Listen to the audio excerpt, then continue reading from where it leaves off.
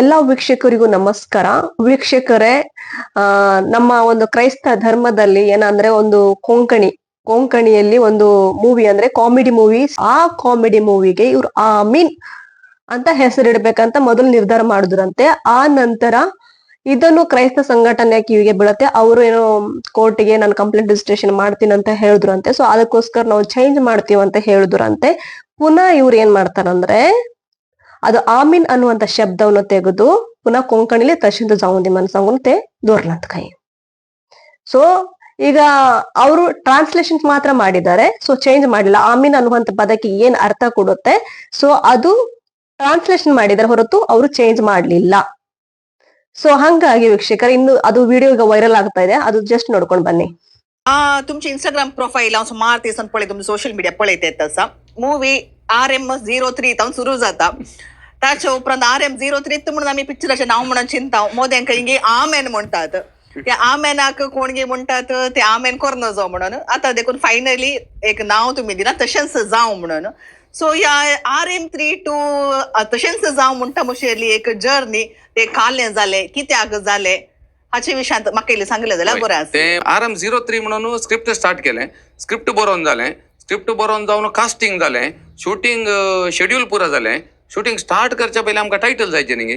सो आमच्या मोतींत म्हळ्यार एक स्टोरी गोत्ताले म्हळ्यार आमी एक दोग सोग जाण मात्र स्टोरी सगळी गोत्ताले. प्रज्योताक सांगिल्ली स्टोरी आमी, म्हाका रायनाक, मागीर आमच्या टिमान ते दोगां तेंक गोत्ताले. 3 टायटलां आयलीं, तांतलें एक टायटल आमेन, उरलीं टायटलां तितलीं लक्ती नातलीं, कॅची नातलीं. बट आमकां कन्फ्युजन आहलें. आमेन म्हणलो एक पवित्र शब्द, आमचे कॉमेडी मूवी यूज करीत गी नाका गी म्हणलें एक भारी चिंतप आहलें. सो आमी काले म्हणलें एका धार्मीक भावाक मेळ्ळ्या. सो ताचे कडेन आमी स्टोरी सांगली आनी अशें आमेन म्हणलें आमेन म्हणलें एक टायटल दवरयत गी म्हणून सांगलें. ताणें म्हणलें दवरयत, कांय तोंदरे ना. तुमच्या थोड्यांनी हाच्या विशयांत व्हिडिओ केलो, ताचे व्हिडिओ थोड्यांनी साबारदांनी कमेंटां घाली. तें बरोबर वाचतना आमकां भोगलें कितें गे म्हळ्यार आमी कांय सूख करते आसा गे म्हणलें एक चिंतप आमच्या थंय आयलें. कित्याक म्हळ्यार पवित्र काय की धार्मीक कोणाच्याय चिंतपाक आमी एगेन्स्ट वचूं न्हू. सिंतिमेंताक आमी कोणाक एगेन्स्ट वचूं, तें एक आमचें बिलीफ. कोणाक दुखोवंक आमकां नाका. आनी हें टायटल आमकां गायड केलें, चूज केलें एका रोमन कॅथलीक पाद्राबान, एका याजकान. आमी न्ही, याजकान. हांगाच्या मनशांनी थोड्यांनी साडयो सांगून हें करयल्लें आसा. ताचे दिसा जाल्यार कालेंगरी जेवण तो म्हणलो ना, तुमी नांव चेंज करना जाल्यार तुमकां हांव समस्या करता, तुमकां तोंदरे दिता, तुमकां फिल्म रिलीज जावंक सोडना म्हणलो. मागीर आमी टिमान डिस्कस करून तें मागीर कालेंगरी नांव चेंज करूं ना, आमी ट्रान्सलेट केला.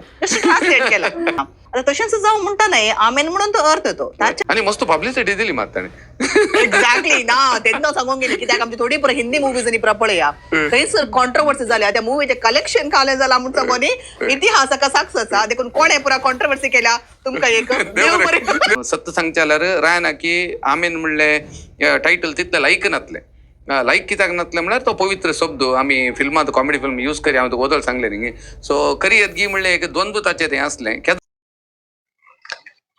ಕೇಳಿದ್ರಲ್ಲ ವೀಕ್ಷಕರೇ, ಯಾವ ರೀತಿಯಲ್ಲಿ ಅಂತ ಹೇಳಿ. ನೋಡಿ, ಅವ್ರು ಯಾವ ರೀತಿ ಎಲ್ಲ ತಮಾಷೆ ಮಾಡಿ ಎಂಜಾಯ್ ಮಾಡಿ, ನಮ್ಗೆ ಒಳ್ಳೆ ವ್ಯೂಸ್ ಸಿಕ್ಕಿದೆ, ತುಂಬಾ ಕಡೆ ಸ್ಪ್ರೆಡ್ ಆಗಿದೆ ನಮ್ಮ ಮೂವಿದ ಬಗ್ಗೆ, ಎಷ್ಟೋ ದುಡ್ಡು ಮಾಡಬಹುದು ಅಂತ ಎಲ್ಲ ನಕ್ಕೊಂಡು ಮಾತಾಡ್ತಾ ಇದ್ದಾರೆ. ಸೊ ಇದು ನಮ್ಮ ಕ್ರೈಸ್ತರ ಹಣೆ ಬರ, ಏನ್ ಮಾಡ್ಕೊಳಕ್ ಆಗೋದಿಲ್ಲ.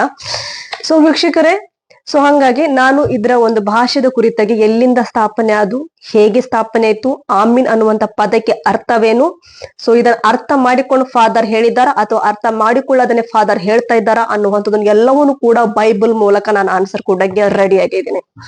ರೈಟ್. ಸೊ ವೀಕ್ಷಕರೇ, ಆದಿಕಾಂಡ ಅಧ್ಯಾಯ 11 ವಾಕ್ಯ 1 ಓದೋಣ. ಭೂ ಜನರೆಲ್ಲರಿಗೂ ಇದ್ದದ್ದು ಒಂದೇ ಭಾಷೆ, ಒಂದೇ ನುಡಿ. ಅವರು ಪೂರ್ವ ದಿಕ್ಕಿಗೆ ಪ್ರಯಾಣ ಮಾಡುತ್ತಾ ಇದ್ದಾಗ ಬಾಬಿಲೋನ್ಯ ಕಾಡಿನ ಬಯಲು ಸೀಮೆ ಸಿಕ್ಕಿತ್ತು. ಅವರು ಅಲ್ಲೇ ನೆಲೆಸುತ್ತಲೂ ತೊಡಗಿದರು. ಬನ್ನಿ, ಒಳ್ಳೊಳ್ಳೆ ಸುಟ್ಟು ಇಟಿಕೆಗಳನ್ನು ಮಾಡೋಣ, ಒಂದು ಪಟ್ಟಣವನ್ನು ಕಟ್ಟೋಣ, ಆಕಾಶವನ್ನು ಮುಟ್ಟುವಂತ ಗೋಪುರ ನಿರ್ಮಿಸಿ ಪ್ರಖ್ಯಾತ ಪಡೆಯೋಣ. ಹೀಗೆ ಮಾಡಿದರೆ ನಾವು ಜಗದಲ್ಲೆಲ್ಲ ಚದರಿ ಹೋಗುವುದಕ್ಕೆ ಆಸ್ಪದ ಇರುವುದಿಲ್ಲ ಎಂದು ತಮ್ಮೊಳಗೆ ಮಾತನಾಡಿಕೊಂಡರು. ಕಟ್ಟುವ ಕಲ್ಲಿಗೆ ಬದಲಾಗಿ ಇಟ್ಟಿಗೆಯನ್ನು, ಗಾರೆಗೆ ಬದಲಾಗಿ ಕಲ್ಲುಗಳನ್ನು ಉಪಯೋಗಿಸಿದರು. ನರಮಾನವರು ಕಟ್ಟುತ್ತಿದ್ದ ಆ ಪಟ್ಟಣವನ್ನು ಹಾಗೂ ಗೋಪುರವನ್ನು ನೋಡಲು ಸರ್ವೇಶ್ವರ ಸ್ವಾಮಿ ಇಳಿದು ಬಂದರು. ನೋಡಿದ ಮೇಲೆ ಇವರು ಒಂದೇ ಜನಾಂಗ, ಇವರೆಲ್ಲರಿಗೂ ಒಂದೇ ಭಾಷೆ, ಇದು ಇವರಿಗೆ ಕೈಗೊಂಡಿರುವ ಆ ಕಾರ್ಯದ ಪ್ರಾರಂಭ ಮಾತ್ರ, ಮುಂದಕ್ಕೆ ಇವರು ಏನು ಬೇಕಾದ್ರೂ ಮಾಡಿಯರು. ನಾವು ಹೋಗಿ ಇವರಲ್ಲಿ ಒಬ್ಬರು ಮಾತು ಒಬ್ಬರಿಗೆ ತಿಳಿಯದಂತೆ ಇವರ ಭಾಷೆಯನ್ನು ಗಲಿಬಿಲಿಗೊಳಿಸೋಣ ಎಂದರು.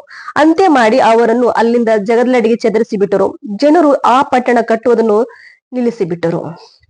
ಹೀಗೆ ಸರ್ವೇಶ್ವರ ಇಡೀ ಜಗತ್ತಿನ ಭಾಷೆಯನ್ನು ಗಲಿಬಿಲಿಗೊಳಿಸಿ ಅಲ್ಲಿಂದ ಜನರನ್ನು ಜಗದೆಡೆಗೆ ಚದರಿಸಿದರು.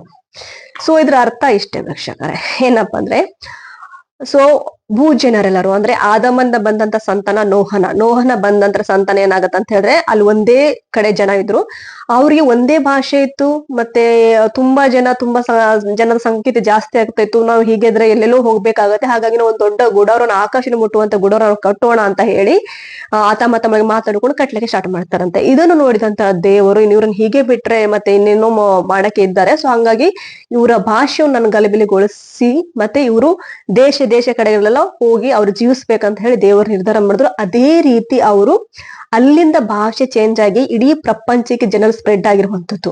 ಸೊ ಈಗಲೂ ಕೂಡ ಅದೇ ಬಾಬಿಲೋನ್ ಸಾಮ್ರಾಜ್ಯ ಅಂತ ನಾವು ಅದಕ್ಕೆ ಹೆಸರು ಕರೆಯಲಾಗತ್ತೆ ಪ್ರಿಯರೇ. ಆ ಸ್ಥಳಕ್ಕೆ ಬಾಬಿಲೋನ್ ಅಂತ ಕರಿತೀವಿ. ಸೊ ಅಲ್ಲಿಂದ ಪ್ರಾರಂಭವಾದಂತ ಈ ಜಗತ್ತಿನಲ್ಲಿ ಎಲ್ಲಾ ಭಾಷೆಗಳು ಮೋರ್ ದೆನ್ 7,007 ನಮ್ಮ ಪ್ರಪಂಚದಲ್ಲಿ ನಾವು ಮಾತಾಡ್ತೀವಿ. ಓಕೆ, ಸೊ ಹಂಗಾಗಿ ಈಗ ನಾವು ಮಾತಾಡುವಂತ ಭಾಷೆ ಕನ್ನಡದೇ ಆಗಿರ್ಬೋದು, ಕೊಂಕಣಿನೇ ಆಗಿರ್ಬೋದು, ತಮಿಳ್ ಆಗಿರ್ಬೋದು, ಮರಾಠಿ ಆಗಿರ್ಬೋದು, ಇಂಗ್ಲಿಷ್ ಆಗಿರ್ಬೋದು, ಹಿಬ್ರು ಆಗಿರ್ಬೋದು, ಯಾವುದೇ ಭಾಷೆ ಆಗಿರ್ಬೋದು, ಟ್ರಾನ್ಸ್ಲೇಷನ್ ಮಾಡಿದಾಗ ಒಂದೇ ಅದು ನುಡಿಯನ್ನು ಕೊಡುತ್ತೆ. ಸೊ ಅದೇ ರೀತಿ ನಮ್ಮ ಈ ಏನು ಮೂವಿ ಮಾಡ್ತಾ ಇರ್ತದ ಕಾಮಿಡಿ ಮೂವಿ ಮಾಡುವಂತ ನಮ್ಮ ಸಹೋದರಿಗೆ ತಶಂತ್ ಜಾವುಂದಿ ಆಮೀನ್ ಅನ್ನುವಂತ ಪದವನ್ನು ತಶಂತ್ ಜಾವುಂದಿನ ಅವರ ಭಾಷೆಯಲ್ಲಿ ಅವರು ಇಟ್ಕೊಂಡಿದ್ದಾರೆ. ಸೊ ನಿಮ್ಮ ಭಾಷೆಗೆ, ಕೊಂಕಣಿ ಭಾಷೆಗೆ, ನಿಮ್ಮ ತಾಯಿ ಭಾಷೆಗೆ ರೆಸ್ಪೆಕ್ಟ್ ಕೊಡಿ. ನಾವು ಕೊಡುದಿಲ್ಲ ಅಂತ, ಕೊಡಬೇಡಿ ಅಂತ ನಾವು ಹೇಳ್ತಾ ಇಲ್ಲ. ದೇವರಿಗೆ ಯಾವ ಭಾಷೆ ಮಾತಾಡಿದ್ರು ಕೂಡ ಅರ್ಥ ಆಗತ್ತೆ. ಓಕೆ, ಸೊ ಇದನ್ನು ಅರ್ಥ ಮಾಡ್ಕೊಳ್ಬೇಕಾಗಿದೆ ವೀಕ್ಷಕರೇ. ಇದೇ ರೀತಿ ನಮ್ಮ ಕ್ರೈಸ್ತ ಧರ್ಮದಲ್ಲಿ ನಾನು ದೇವರನ್ನು ಬಿಡಲ್ಲ, ಏನೂ ಬಿಡಲ್ಲ, ನಾನು ನಮ್ಗೆ ಹೇಳಿದ ರೀತಿಯಲ್ಲಿ ಮಾಡ್ಕೊಂಡು ಹೋಗ್ತೀನಿ ಅಂತ ಹೇಳಿದ್ರೆ ನೀವು ಕ್ರೈಸ್ತರಾಗಿ ಏನ್ರಿ ಪ್ರಯೋಜನ?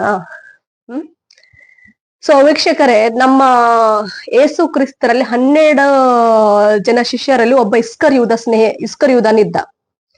ಸೊ ಏಸು ಕ್ರಿಸ್ತನ ತತ್ವವನ್ನೆಲ್ಲನೂ ಪರಿಪಾಲನೆ ಮಾಡ್ತಾನೆ, ಏಸು ಕ್ರಿಸ್ತನ ಜೊತೆ ಇರ್ತಾನೆ, ಅವರ ತಟ್ಟೆಯಲ್ಲಿ ತಿಂತಾನೆ, ಆಮೇಲೆ ಏಸು ಕ್ರಿಸ್ತನ ಹಿಡಿದು ಕೊಡುತ್ತಾನೆ. ಅದೇ ರೀತಿ ನೋಡಿ ಇವರೆಲ್ಲ ಅರ್ಥ ಆಯ್ತಾ ವೀಕ್ಷಕರೇ? ಏಸು ಕ್ರಿಸ್ತರ ಜೊತೆಲಿ ಇದ್ದು ಇವರಿಗೆಲ್ಲ ಏನಂತ ಕರಿಬೇಕು? ಇಸ್ಕರಿಯೂದನ ಸ್ನೇಹಿತರು ಇವರೆಲ್ಲರೂ. ಏಸು ಕ್ರಿಸ್ತರ ಜೊತೆನೆ ಇದ್ದು ಇಸ್ಕರಿಯೂದನಾಗೆ ಅದು ಫಾದರ್ ಹೇಳಿದಾರಂತೆ. ಸೊ ಹಂಗಾಗಿ ಫಾದರ್ ಬೈಬಲ್ ಓದಿದಾರ ಇಲ್ಲ ಅಂತ ಗೊತ್ತಿಲ್ಲ. ಸೊ ನನ್ನ ಫಾದರ್ಗೆ ಇದು ನಾನು ವಚನ ತೋರಿಸ್ತೇನೆ. ಆಮೀನ್ ಅನ್ನುವಂತ ಪದಕ್ಕೆ ಅರ್ಥವೇನು ಅಂತ. ಸೊ ಯಾಕೆ ಅಂದ್ರೆ ವೀಕ್ಷಕರೇ, ನಮ್ಮ ಫಾದರ್ ಅಂದ ಮೇಲೆ ನಾವು ಎಷ್ಟು ಗೌರವ ಕೊಡುತ್ತೀವಿ ಅವ್ರಿಗೆಲ್ಲಾನು ಗೊತ್ತಿರಬೇಕು. 1,000 ಒಂದಂದ್ರೆ ನಿಮ್ಮ ಕ್ಷೇತ್ರದಲ್ಲಿ ನಿಮ್ಮ ಫಾದರ್ ಅಂತ ಇದ್ದ ಒಂದು ಕ್ಷೇತ್ರದಲ್ಲಿ 100 ಜನರ ಆತ್ಮವನ್ನು ಅಂದ್ರೆ 100 ಜನರ ಒಂದು ಚರ್ಚಿಗೆ ಬರ್ತಾ ಇದ್ದಾರೆ ಅಂದ್ರೆ ಅವರ ಆತ್ಮವನ್ನು ಕಾಪಾಡುವಂತ ರೆಸ್ಪಾನ್ಸಿಬಿಲಿಟಿ ಫಾದರ್ದಾಗಿದೆ. ಸೊ ಇವರೇ ಫಾದರು ಇದೇ ರೀತಿ ಹೇಳ್ಕೊಟ್ರೆ ಮತ್ತೆ ಮುಂದೆ ಇವ್ರ ಆತ್ಮವನ್ನು ಹೆಂಗ್ ಕಾಪಾಡ್ತಾರೆ? ಒಬ್ಬರ ಫಾದರ್ಗೆ ಒಂದು ಬೈಬಲ್ ಬಗ್ಗೆ ನಾಲೆಜ್ ಗೊತ್ತಿಲ್ಲ ಅಂದಿದ್ರೆ ಈ ರೀತಿ ಇಂಥದಕ್ಕೆಲ್ಲ ಇವರು ಆಸ್ಪಂದನ ಕೊಡ್ತಾರಂತಂದ್ರೆ ವಾಟ್ ಈಸ್ ಗೋಯಿಂಗ್? ಏನಿದೆಲ್ಲ? ಸೊ ಅದು ನಾನು ಈಗ ತೋರಿಸ್ತೀನಿ.